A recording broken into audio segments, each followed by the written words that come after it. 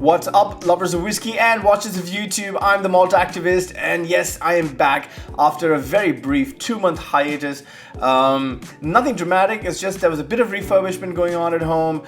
I was traveling, so there was a bunch of stuff happening, and maybe towards the end I got a tad bit lazy. But now I'm just really happy to be back in front of the camera and doing what I love doing the most, which is discussing whiskeys with you. Yes, and we have a great lineup of videos coming up in the coming few months, so please stay tuned. To those who are first-time visitors, welcome to the channel. This is a channel where we have unbiased whiskey reviews, where I talk my heart out to you completely honestly. And if that's something up your alley, then please hit that subscribe button. It will mean a lot to me. And just ask the guys who are already subscribed. They love it, I promise you. So, without further ado, let me tell you what we're doing today. Today, we are going to deep dive into two whiskeys that have caught my fascination in the last few months. The first one is, of course, the Laphroaig Cairdeas. Yeah, that's the one. 2022. And even better, we have the Laphroaig 10-year-old Cask Strength. Yes. But this is the batch 15. Oh, there you go. Can you see that? How cool is that? So I love a good old-fashioned head-to-head, and let's do it.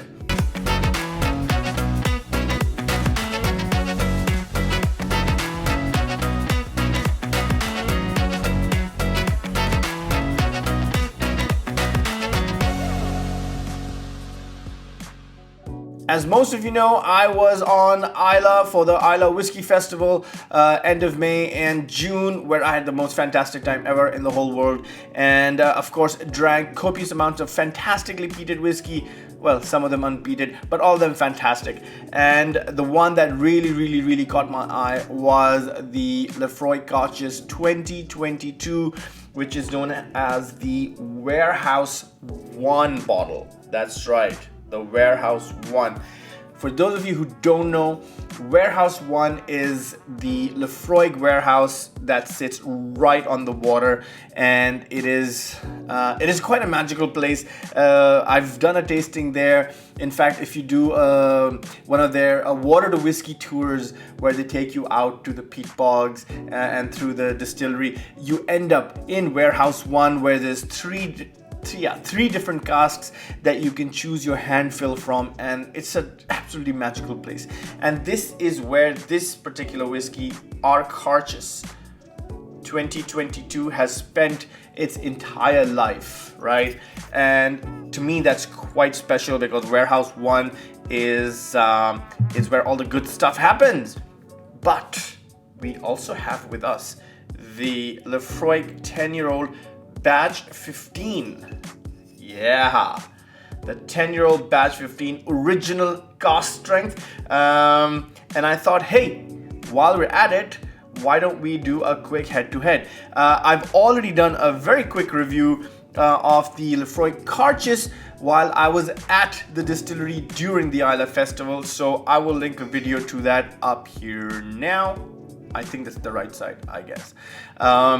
So we'll do that there, and this is the 15, and we'll do a little head-to-head, and we'll see whichever one comes out on top. I mean, does it really matter which one comes out on top? I mean, we're all winners here, aren't we? So, okay, let's do this. I'm excited about this. Okay, there you go. Ooh, that's a really healthy pour. I didn't plan on pouring that much, but that's okay. This is, on my left, the Laphroaig 10-year-old Cask Strength Batch 15. Let's get this cork nice and wet. And on the right, we will pour ourselves the Cairdeas 2022 Warehouse 1. Yeah, that's a much better pour. Now, what I can see immediately off the bat is the difference in color. Woo! That's a massive difference in color. And do you know why? I know why. It's because the warehouse one, the Cairdeas 2022, is not colored. It's not been colored. Whereas the Laphroaig 10-year-old Cask Strength has been colored. Hence, it looks like this. This is not natural color. So I'm a little upset about that, but it is what it is. I can't fight the system. I just can't. I'm giving up. I'm giving up fighting the system. I just can't do it. Just put the color in if you want. I don't care. I've stopped caring now because no one would listen to me. But at least we have this. It's not colored and it's got a nice white wine hue to it. Should we even bother talking about this color? It's a gorgeous color. They've done a great job coloring it, but it's not real. So, I don't know what to say. Okay, so let's do the 2022 Cairdeas first. Ooh. Now, I drank this at the distillery when I was sitting there. It was raining and there were midges everywhere, and my friends were there in the back, and we had the best time ever. It was absolutely amazing. And again, just putting my nose in this, it's transporting me back straight to the island, and that is my favorite feeling of all time. I absolutely love it. So gorgeous nose on this. This is bottled at 52.2%. This is not cask strength. This is watered down to 52.2 because they signify the year of the fish by the last two digits. So 2021 will be a 52.1. This one is 52.2, and so on and so forth. You get the idea. What we have here is the warehouse one, Cairdeas. This has been matured its entire life in first fill Maker's Mark bourbon barrels. They're very specific about mentioning Maker's Mark bourbon barrels for some reason, and I think it's obviously the whole Brown-Forman association. I guess they're promoting the barrels as well. So matured exclusively in Maker's Mark barrels. This and bourbon, Maker's Mark bourbon barrels, obviously first fill, and looks like natural color to me, like I said, because it's quite sort of Chardonnay white wine to me. Classic nose, classic Laphroaig nose. That soot and tar, but it's very, very ashy, and I remember mentioning that it's a very Ardbeg type ash, whereas Laphroaigs tend to be more iodine-y, you know, if that's a word, but this one tends to be more ashy for some reason, in a good way. In fact, I get a lot of ashtray in this right now. Okay, so we have the soot, the tar, the lemon, the lime, the ash, hints of hard-boiled sweets, and a touch of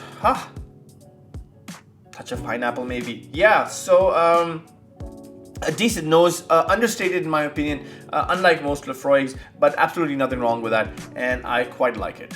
I guess there's nothing else for me to do but dance. Slanchiva.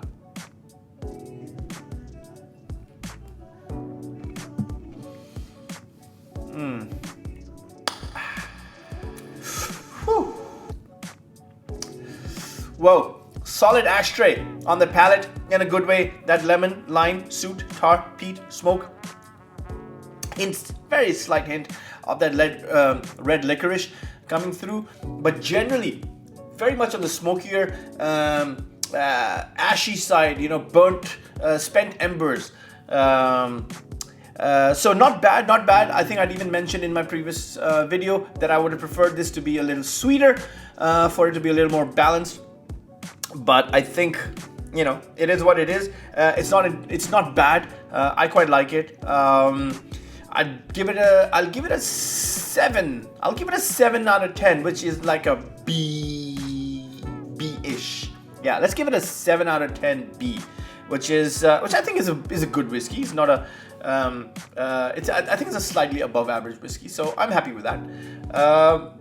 But you know what I'm really excited about? I'm now excited about trying the 15, the Cask Strength Batch 15. Okay, let's go. Right, so here we have the Batch 15 in my hands. Like I said, This is not natural color. Correct me if I'm wrong, but I'm like 100% sure this is not natural color. But what can you say? What can you say? This is 10 years old, and this is bottled at a fairly hefty. Oh, I'm looking at the wrong bottle. This is bottled at a fairly hefty 56.5% ABV. Woo! That's right. Look at that. 56.5%. This is not child's play. This nose is much more understated. I do get this suit. I do get a bit of tar, but it's not as much as the Cairdeas. It's very red fruit driven. Wild berries, red licorice. Underlying hints of nuts, almonds. And a very maritime, briny aspect to this. And finally, a cigar box. So it's quite understated, this nose. I thought it would be, I thought it would leap out and jump into my nose, but it's not doing that. It prefers to hold back a little bit. Maybe it's because I shouted at it and I called it colored, and the E150 is really upset with me now, and I think that's the only explanation. So slightly weak on the nose for me. I don't know if my nose is weak today. I can definitely smell that. So it's not my nose. It's a bit understated. A little musty, sort of warehouse mustiness in here. Again, in a good way. I wish, there's some chocolates in here now. So I wish it was a little more forthcoming. But it's not, I guess. And it's been, sitting open for about 10 minutes now. So you'd really expect it to do that, but it's not. But that's okay. Let's see. Again, like I said, the proof is in the pudding. It's really what's on the palate that makes a difference. So let's do it. Chin chin.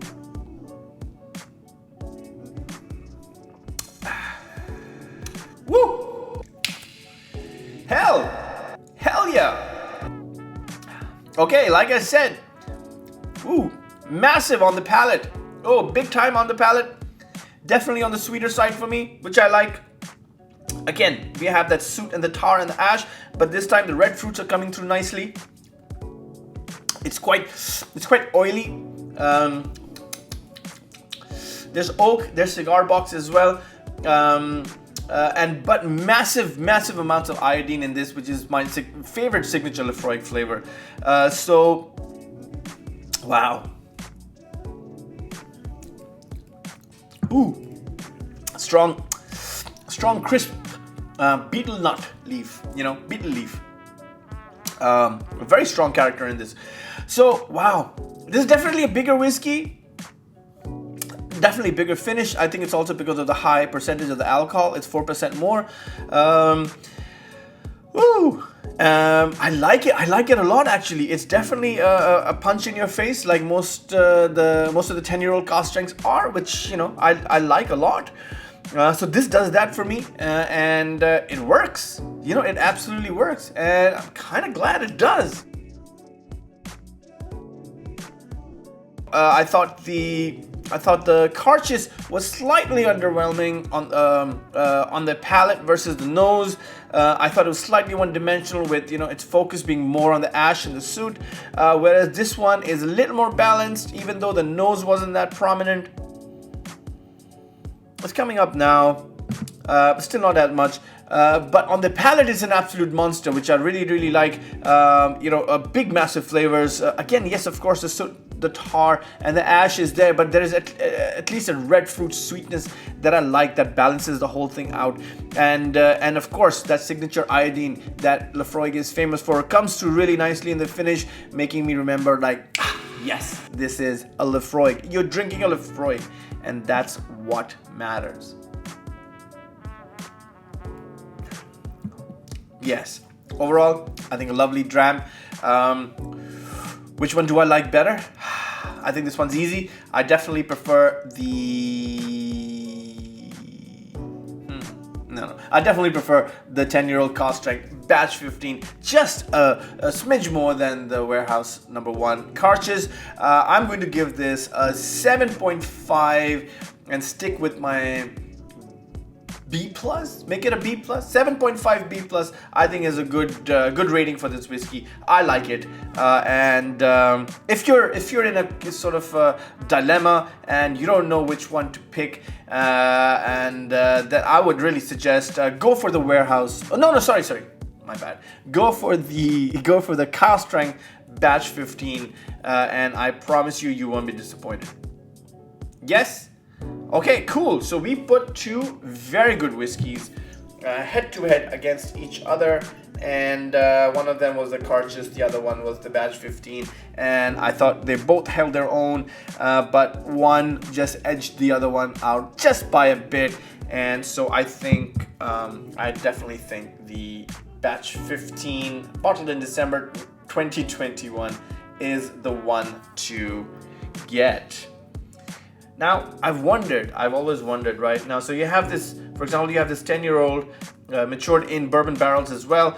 However, there seems to be a mix of first and second fill in here also. I'm not 100% sure, but I believe we had a chat with someone from Laphroaig, and I asked the question. I said, hey, why is there so much of a variation in terms of taste in the Cask Strength series? And they said, it's down to the recipe, and there's some second fill involved in here as well, I think. So you know what, I want to say I'm sure of this, but I'm not. Okay, I read the label at the back. There's no mention of first or second fill, but apparently there is a bit of first and second fill that goes into this. I spoke with someone at the distillery, but you know what? Correct me if I'm wrong. Maybe I'm not remembering correctly. So I apologize for that in case I am wrong, but I don't think I am. Anyway, so here's the verdict. The 10-year-old Cask Strength Batch 15, definitely a slightly better whiskey in my opinion than the 2022 Cairdeas, but that's not to say that the Cairdeas is not a good whiskey. I think it's a fantastic dram, and but if you were deciding between the two, I highly suggest getting the 10-year-old Cask Strength Batch 15. There you go. How did that sound? Wow. So thank you for being here and joining me for this whiskey review. I'm the Malt Activist. Until next time. Peace.